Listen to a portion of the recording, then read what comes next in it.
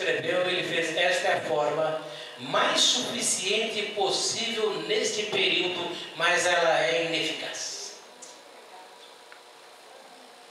Ela é o apogeu daquilo que se pode fazer presentemente, mas apresenta ineficiência, porque algo de extrema eficácia haveria de surgir. Diz assim, vou ler o versículo 4, e você, por favor, coloque os seus olhos no versículo 5. Porque é impossível que o sangue de touros e de bodes remova pecados, por isso, ao entrar no mundo, diz, : sacrifício e oferta não quisestes, antes um corpo me formaste. Olha que coisa interessante está acontecendo aqui. Deus mesmo está discursando e dizendo que o sangue de touros e de bodes não pode remover pecados. E no versículo 5 diz assim: por isso, ao entrar no mundo, diz, sacrifícios e ofertas não quiseste, antes um corpo me formaste. Quem está falando? Jesus. O teu Salvador está falando. O meu Salvador está dizendo essas palavras. Por isso, ao entrar no mundo, diz, é Ele falando. É Jesus falando com o Pai. Isso aconteceu quando? Isso foi registrado no primeiro século, nessa carta. Mas quando que esse episódio aconteceu? Nós podemos dizer na eternidade passada. Ou na eternidade, num determinado momento. Porque a Bíblia diz que o Cordeiro foi morto antes da fundação do mundo. Jesus, na sua oração sacerdotal, diz assim: Pai, glorifica-me com a glória que eu tive contigo antes que o mundo existisse. Antes de Adão se formar, toda a suficiência da cruz estava pronta. Toda ela. Deus não é um adolescente que coloca a mão na cabeça e fala assim: Adão pecou e agora o que eu faço? Ele tem o atributo da onisciência, ele sabe todas as coisas. Então aqui está Jesus dizendo, coloca os olhos no versículo 5: por isso, ao entrar no mundo de sacrifícios e oferta não quiseste, antes um corpo me formaste. O autor diz aqui no capítulo 1, não precisa abrir, eu só vou ler. Quando Jesus foi introduzido ao mundo, diz assim: pois qual dos anjos disse jamais, tu és meu filho, hoje te gerei, outra vez eu lhe serei pai, e ele me será filho. E novamente, ao introduzir o primogênito no mundo, diz, e todos os anjos de Deus o adorem. Quando ele nasceu e foi colocado naquele coxo, naquela manjedoura, que é a mesma palavra, já tinha uma ordem divina dizendo, todos os anjos de Deus o adorem. Jesus foi adorado por anjos, por seres celestiais, logo após o seu nascimento. Maria dá à luz, é feito todos os quesitos normais de limpeza do bebê, ele é colocado na manjedoura, mas tinha uma ordem de Deus, ao introduzir o filho, todos os anjos o adorem, de maneira que ele é divino. Ele é divino. Somente Deus poderia fazer o que Ele fez, e Ele se fez homem para habitar entre nós, para nos resgatar, como disse João. Do princípio era o Verbo estava com Deus, e o Verbo era Deus. Todas as coisas foram feitas por intermédio dEle, sem Ele nada do que foi feito se fez, e o Verbo habitou entre nós. Ele habita entre nós com esse propósito. Ele entra nesse mundo com esse ofício, com essa direção que está aqui no versículo 5. Por isso, ao entrar no mundo, diz, sacrifício e oferta não quiseste, antes um corpo me formaste. É por isso que ele mesmo disse, nem todo ímpar não seria suficiente para ser queimado em holocausto. É por isso que Miqueias e tantos outros vai dizer: darei eu o meu primogênito pelo meu pecado, com quem me apresentarei diante de Deus.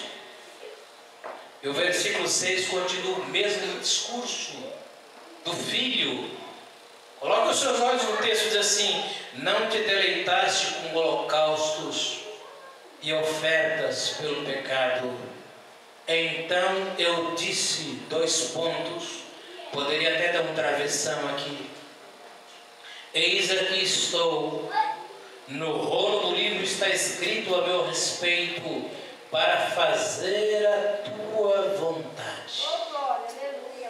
É por isso que Jesus, quando ele foi batizado, o Pai falou para ele o seguinte: este é o meu Filho amado, em quem eu tenho prazer, e que eu amo. Ele fará tudo quanto me é aprazível. Ele cumprirá aquilo que é preciso ser cumprido. E o próprio Filho, porque Jesus, na sua sabedoria, quando esteve na sinagoga de Cafarnaum, e as sinagogas, elas tinham presidentes, tinham secretários, tinham pessoas que levavam a Torá, a leitura até próximo do visitante, tinha pessoas que ficavam próximo do visitante e liam o texto para ele, e na sinagoga era dada a oportunidade para quem tivesse qualificação para pregar. E Jesus recebe, um determinado momento, a oportunidade de pregar. E ele pega aquele pergaminho e abre e vai lá em Isaías. E diz: o Espírito do Senhor está sobre mim pelo que me ungiu, para proclamar liberdade aos cativos, para proclamar libertação aos cegos. Quando ele termina a leitura, ele fala: hoje se cumpriu, neste dia, esse texto que se refere a mim. Esse que se refere a mim ele não disse, mas era o que está.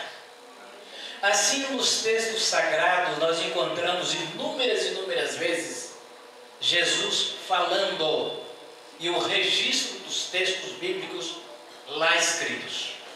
É por isso que ele diz assim, versículo 7, então eu disse, ele está falando com alguém, ele está falando com o Pai,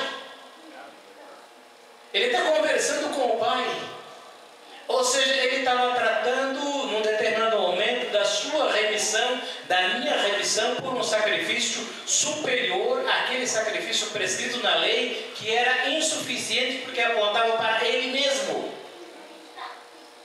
Então eu disse, eis aqui estou no rolo do livro, está escrito a meu respeito, para fazer, ó Deus, a tua vontade. Depois de dizer, como acima, versículo 8, sacrifícios e ofertas não quisestes, nem holocaustos e oblações pelo pecado, nem com isso te deleitaste, coisas que se oferecem segundo a lei, então acrescentou, eis aqui estou para fazer, ó Deus, a tua vontade. Remove o primeiro para estabelecer o segundo. Esse primeiro é essa antiga aliança feita, que vem de vários pactos, que foi dita a Abraão, que foi renovada várias vezes nos seus descendentes, que entra no ministério de Moisés quando visita o povo. Deus visitou o seu povo e coloca esse primeiro pacto, é removida. Por isso que Jesus, lá na ceia, ele vai dizer o seguinte: este é o novo pacto no meu sangue, ou este é a nova aliança no meu sangue. Ele poderia dizer o seguinte: esta é a remoção desses primeiros sacrifícios, e agora eu estou estabelecendo Esse segundo é a nova aliança em Cristo Jesus, nosso Senhor. Meus irmãos, isso não é pouca coisa. Isso não é pouca coisa. Isso não é pouca coisa. Você saber que você está inserido num único sacrifício feito de uma vez por todas, com validade para todos sempre. Ele diz assim: remove o primeiro e estabelece o segundo.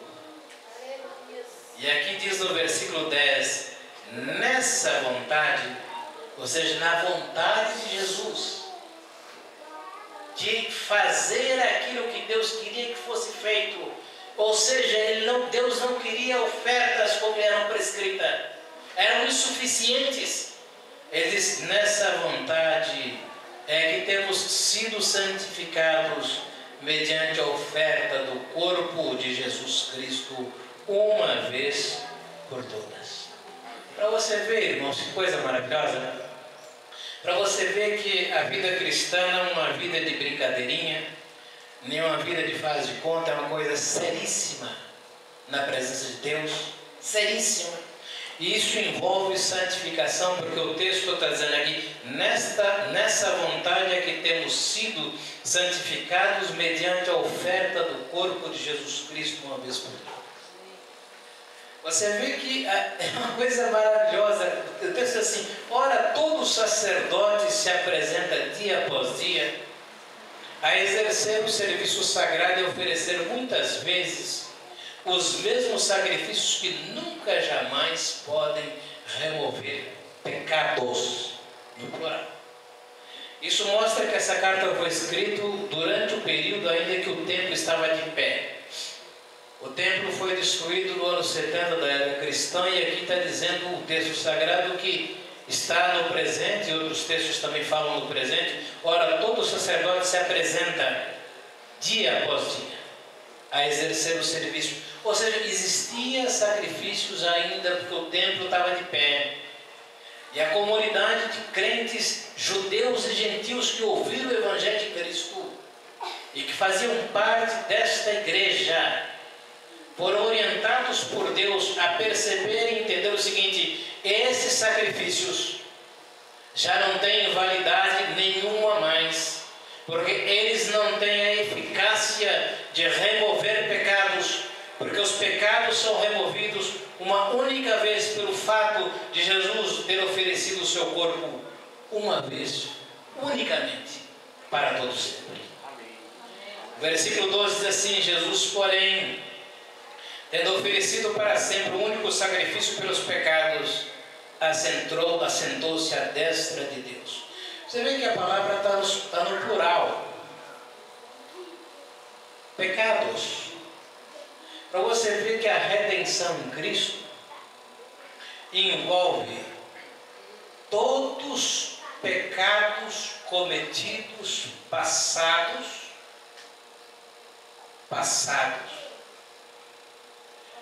e futuros, se você for novo nascido.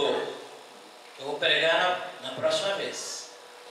Eu vou pegar isso aqui é um alicerce da pregação que vamos fazer da próxima vez. É um alicerce, é uma sapata.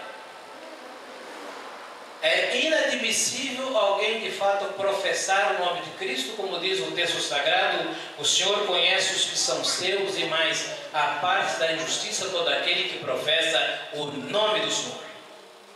É inadmissível professar ser crente no Senhor Jesus e ter maracutaias ocultas de pecado. Não dá. Mas isso não nos faz angelicais. Nós combatemos o pecado, e quando somos vencidos por um ou por outro numa determinada circunstância, isso desemboca nesse plural, pecados. Mas esse sacrifício é suficiente. Versículo 14 diz assim: porque com a única oferta aperfeiçoou para sempre. Aperfeiçoar para sempre é aperfeiçoar eternamente. Aquilo que é para sempre é aquilo que não tem fim. porque como única oferta aperfeiçoou para sempre quantos estão sendo santificados. Se você de fato ainda não é crente no Senhor Jesus, não é pensar que ser crente seja essas esquisitices que nós estamos vendo hoje em dia, para usar essa palavra, ou esse clamor de religiosidade externa. Não. Ser crente no Senhor Jesus é quando, de fato, pelo fato de ter crido nele, você é nascido de Deus através da palavra e do Espírito Santo. Você adquire a categoria de ser filhos de Deus. Jesus passa a ser seu irmão mais velho, porque a Bíblia diz: ele não se envergonha de se chamar de irmãos, nós somos irmãos de Jesus. E você vai habitar exatamente aonde ele já está habitando, na glória. Nós temos no céu um ser humano vivo, com um corpo transformado, assentado à direita de Deus Pai, que é Jesus. E o texto diz assim: tendo oferecido o único sacrifício, assentou-se à destra de Deus está vivo, aguardando daí em diante até que os seus inimigos sejam postos por estrado dos seus pés. Esses inimigos são muitos. São muitos inimigos, e Paulo, quando escreve sobre esse assunto, ele chega a mencionar o seguinte: que esses inimigos, Jesus os derrotou na cruz. Quando Paulo escreve em Colossenses, ele diz o seguinte: e a vós outros que estáveis mortos pelas vossas transgressões e pela incircuncisão da vossa carne, vos deu vida juntamente com ele, perdoando todos os vossos delitos, tendo cancelado o escrito de dívida que era contra nós e que constava de ordenanças da lei, o qual nos era prejudicial, removeu inteiramente, encravando na cruz, e despojando os principados e as potestades, publicamente os expôs ao desprezo, triunfando deles na cruz. No período da ditadura militar, os colégios, as escolas, as instituições participavam com muito mais afinco dos desfiles do nosso Dia Nacional, que é 7 de setembro. Aqueles desfiles bonitos, entrando em algumas praças, saindo. E na Roma Antiga nós tínhamos alguns desfiles importantíssimos. Esses desfiles eram chamados de triunfos. Geralmente, quando um grande general tinha uma grande batalha, uma grande conquista, ele entrava na cidade de Roma sob o rufar dos tambores, sob o cortejamento de pessoas, a ovação do povo, mas trazendo acorrentado os inimigos, trazendo preso os inimigos. E o texto está dizendo o seguinte: que até que sejam postos os seus inimigos por estrado dos seus pés. Esses inimigos foram derrotados. O texto diz assim: tendo cancelado o escrito de dívida que era contra nós e que constava de ordenanças, o qual nos era prejudicial, removeu inteiramente, encravando na cruz e despojando. Despojar é quando você vence a batalha, você derrota o inimigo e percebe que o inimigo na batalha tinha tanques de guerra, metralhadoras, fuzis, tinha equipamento médico, tinha radares, tinha dinheiro, tinha ouro, e pega aquilo como despojo, tudo quanto você puder pegar do inimigo. Cristo fez isso. E despojando os principados e as potestades publicamente os expôs ao desprezo, triunfando deles. Aqui está a palavrinha. Triunfando deles na cruz. É como se Jesus, nós pudéssemos ver esse quadro espiritual como se fosse um verdadeiro desfile, uma parada militar, para a gente fazer uma analogia próxima. Está entrando e Jesus na frente, o grande pastor na frente, o sumo sacerdote na frente, e trazendo publicamente esses seres espirituais da maldade. E diz assim esse testemunho do Espírito Santo, estamos terminando, para você ver a grandeza desse sacrifício. Essa oferta foi feita única com esse propósito final que está aqui, que eu quero que entre dentro do seu coração. E disso nos dá testemunho também o Espírito Santo, porquanto após ter dito: esta é a aliança que farei com eles depois daqueles dias, diz o Senhor. Porém no seu coração as minhas leis, e sobre a sua mente as escrevereis. E acrescenta: também de nenhum modo me lembrarei dos seus pecados, das suas iniquidades, para sempre. Quando Deus olha para você que está em Cristo Jesus, você está em Cristo Jesus, não é que você vai à igreja todo dia e volta, não é que você virou um beato, não. Quando Deus olha para você e você é um filho dele, comprado e redimido, sobre você, sobre mim, sobre nós, tem essa sentença: também de nenhum modo me lembrarei dos seus pecados e das suas iniquidades para sempre ou eternamente. Vira a página, por favor. Veja o que está no capítulo 8, versículo 12. Eu vou ler o 11 e o 12 porque é a mesma citação, só que graças a Deus o autor colocou outros pormenores mais enriquecedores do que lá.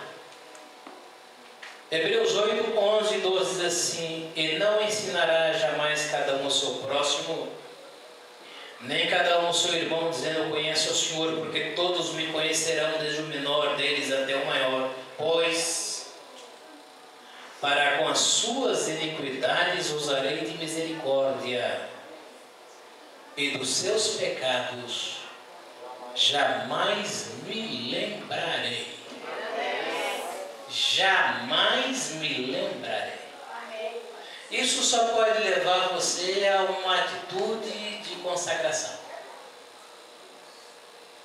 Você deve, e eu devo, diante de um quadro desse, nos dobrarmos diante de Deus. Porque o próprio texto sagrado, em outros textos próximos, diz o seguinte: como escaparemos nós se negligenciarmos tão grande salvação? Assim, meus irmãos, eu digo para vocês, diante de Deus, e falo de forma conjunta, todos nós, vamos nos consagrar mais e mais a Deus. Amém, Pai, glória a Deus. Eu creio, Pai. Vamos levar a vida cristã a sério.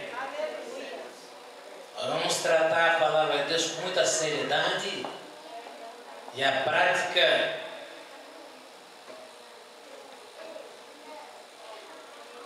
obrigado, irmão.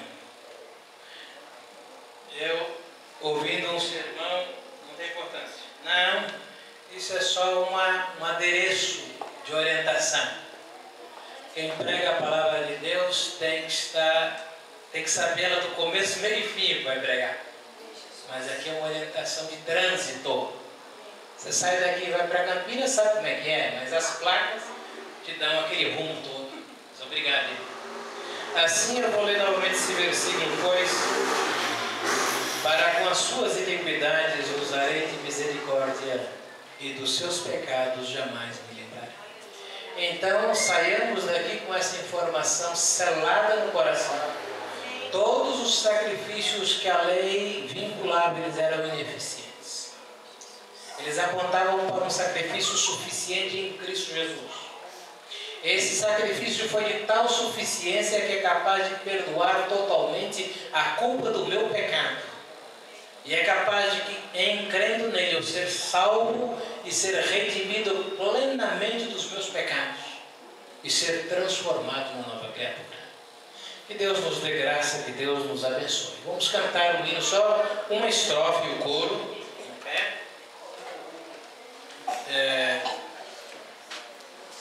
Aqui a terceira estrofe desse hino. O seu acompanhamento está bom, viu, irmão? Vamos tentar assim.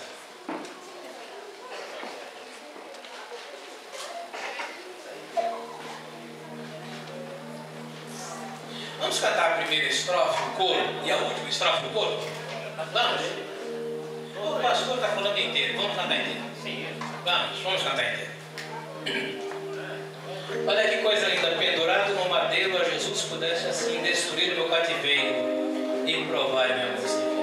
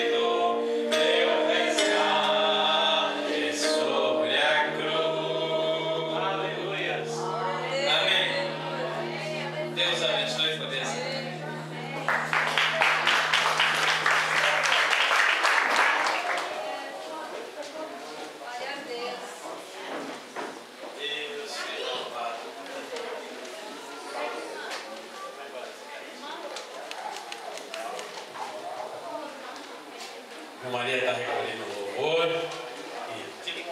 Senta ali, por favor. Senta ali. A irmã quer dizer, pastor, a irmã já nesse sentido da parte de Deus louvamos e poxa, eu sou servo, né? Tem que obedecer, né? Nós, irmãos, está preparando. Mas dentro dessa palavra tremenda, vamos fazer um fechamento bem gostoso. Olha para o teu irmão e diz assim, irmão querido, quer saber a receita desta pregação? Vou te dizer louvando. Sabe qual é o louvor? Então olha aqui para mim para a gente cantar. Sempre melhorando, sempre melhorando, sempre melhorando no Senhor. Sempre melhorando, sempre melhorando. Nós temos que morrer melhorando no Senhor, né, pastor João? Porque já está tudo preparado. Então quanto mais você melhora, mais nós agradamos o coração de Deus. Eu sempre digo, viu, pastor, na minha convicção, né? Abre aspas e fecha aspas. Somos salvos por tentar aqui. Tem que melhorar. Porque se você é conhecedor da palavra, né, Rodrigo? Tem que melhorar. Né? Santíssimo, quer dizer, separadíssimo. Como é que separadíssimo participa de piada santa? Ai, que inveja santa. Isso não é do cristão, isso não existe no cristão. Então, o cristão que melhora, ele não pode jamais sentar na mesa dos escarnecedores. Eu sempre oriento o pastor, não. Né? Mesmo quando a gente prepara, fala assim, sempre leia a Bíblia. Ah, eu queria ler a Bíblia. Então leia a Bíblia primeiro de Mateus, Apocalipse. Depois você vai lá em Gênesis, Malaquias. Porque a gente vai ver tremendamente como Jesus faz parte o tempo todo com o Pai, dentro dessa palavra que o irmão falou, né? E eu gosto muito de pegar, né, na ortografia, né? Ou nas conversações no plural, né? Deus falando com o filho. Olha, primeiro, a autoridade de Deus. Disse Deus, e aí, sobrinho, quando chega no pastor João, façamos, daí mudou para o plural. Aí é uma conversação entre pai e filho. Uma coisa tremenda. Que palavra tremenda. Agora você tem que esperar um mês para ver a outra. Não tem que dar um jeito nisso. Então sempre melhorando no Senhor, queridos. Porque não tem coisa melhor. Por isso que eu, como falei para o irmão no começo, fazer a obra para mim, chegar em casa, 1 hora, levantar 5, 3 dias, para mim é prazeroso. Porque eu estou de público, seria hipocrisia minha, né? Mesmo com as dores aqui, dor acolá, com injeção, um monte de coisa, mas eu sinto prazer em fazer a obra. É prazeroso. Pode ter certeza disso, querido. Porque se não for prazeroso, né, se o Senhor não edificar a sentinela, né? Se o Senhor não edificar, em vão vigia a sentinela. Então o Senhor tem que edificar no meu coração. E eu, quando tento melhorar, então é prazeroso quando a gente vai para a obra. É prazeroso quando você vai lá, vê lá o Paulão, né? E vai fumar droga, sapeca de lá, tá fumando droga aí, seu negócio. Você conheceu a palavra? Sapeca mesmo, né? Porque a gente tem que sapecar, tem que alertar. Então é aqui, irmãos, roda de salão, nós está encerrando esse culto maravilhoso. E através do louvor das irmãs, que eu não sei qual é, mas se você sentir no teu coração, a partir do momento que elas terminarem o louvor, vem aqui na frente, vamos estar encerrando esse culto, orando por você, pela tua vida, pelo teu lar.